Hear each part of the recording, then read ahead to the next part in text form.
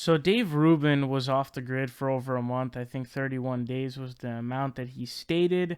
So that's the reason why there was a drought of Dave Rubin videos, because there wasn't really any content to laugh at coming from Dave Rubin. But he is back now. He did a show with Ben Shapiro. They had him do as a guest host, and there is a lot of cringy stuff that happened in this, and I'll get into the other parts later on, but in this specific one, I do want to zone in on something specific. So, John McCain had died during his off the grid time, and that definitely caught me off guard, and it was a pretty crazy thing to happen. It just wasn't.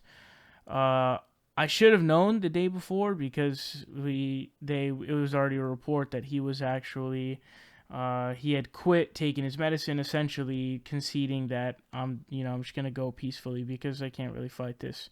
So we're gonna see what Dave Rubin says about the 2008 election, and let's see what he says about McCain versus Obama. The criticism of Trump was uncalled for, because I think some of it is called for, but because it was creating this image of politics that didn't exist and then contrasting Trump with this image of politics that's not actually real. So isn't that an interesting example of why the 24-hour news cycle, or whatever you call Twitter now, or 24-hour news cycle sounds crazy, man. We need something else. Yeah. This hyper-speed insanity of why it really, it's a threat to our ability to think clearly about things, because the very people who you hated 8 years ago, all these, now I'm not saying it was warranted, the hate. Yeah. I regret, I don't know that I've ever said this publicly, I regret not voting for McCain. In retrospect, I think that we'd be in a very different place right now, and I think he may be the last decent man that we had running for a president, at least for a long time. I think Romney was a decent guy, but yeah. Yeah, okay, so, all right, that might have been a little bit of hyperbole, but if you remember, he always wanted to go high. He ran a very high-level, he refused to go with the Jeremiah Wright stuff. He called off his campaign in the last month because of the economic collapse. Okay, so I'll modify that a little bit. I'm not, without commenting on Romney specifically, like, I think by all measures, McCain, for whatever his flaws may be, and maybe he was a little more of a neocon than I would care for, or whatever else it is, it's like, if you don't think he was a decent man who really loved his country, like, you're actually crazy. And this goes to, when you demonize people to the nth degree who don't deserve demonization, then you get the real demon. And I'm not even saying Trump is the real demon. Well, all right. I've already built up the case for why Dave Rubin is not left-wing or liberal, through many different reasonings, whether it be, his political compass test bringing him in, I think it was the bottom right quadrant of the political compass. It's very, very obvious, and classical liberalism is a uber laissez-faire economical ideology.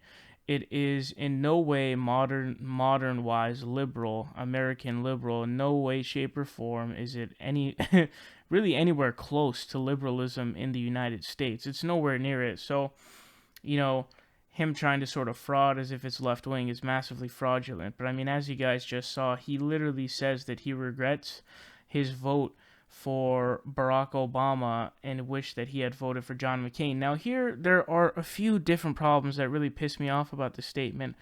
One of them being that to act as if Barack Obama wasn't super status quo and milquetoast in the first place is something that's either A, disingenuous, or two, just ignorance of just not knowing shit. It could honestly be either one. I don't really know what Dave Rubin knows about Barack Obama's policies in the first place, or what he put in place.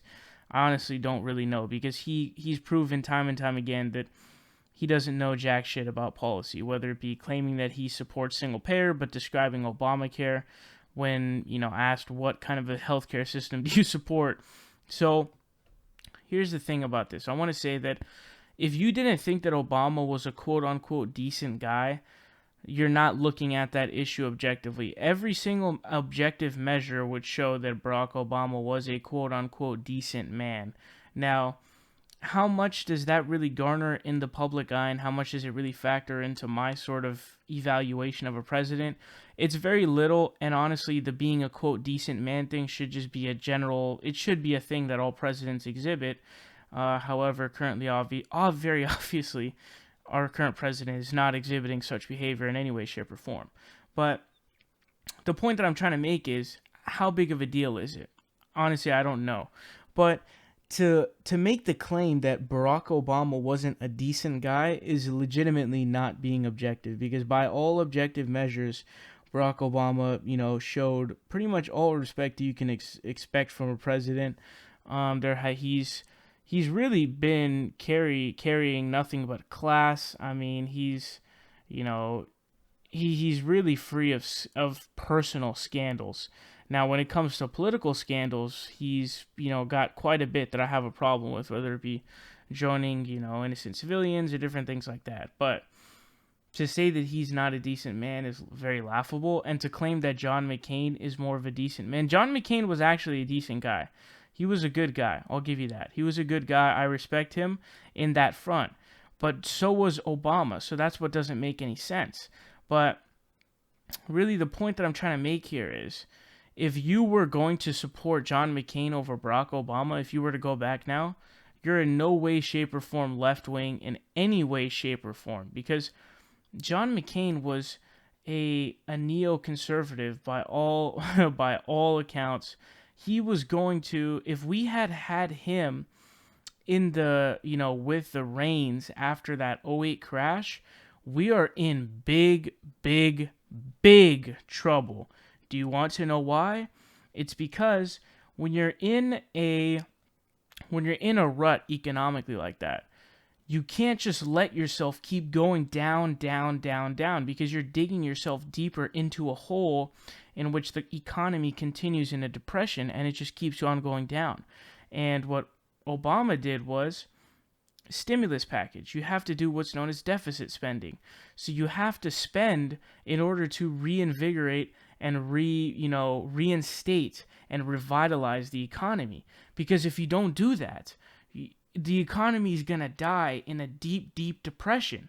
And so if we had McCain instead of Obama, our country was fucked. It was done. We would have gone into a much deeper recession that could have led to the next depression.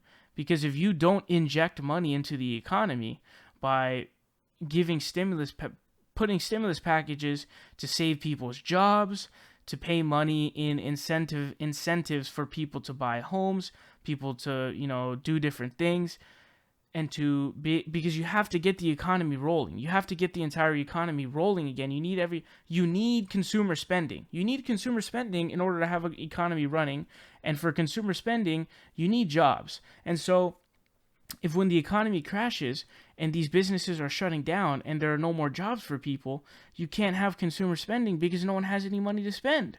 And so you have to pass into law these stimulus packages that will save people's jobs, so that you can, and then you incentivize consumer spending on top of that, because you need to get the economy rolling again.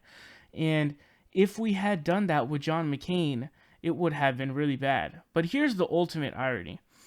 Would John McCain really have done, what Obama did in terms of supporting the LGBTQ community when he became president and as he continued in his presidency?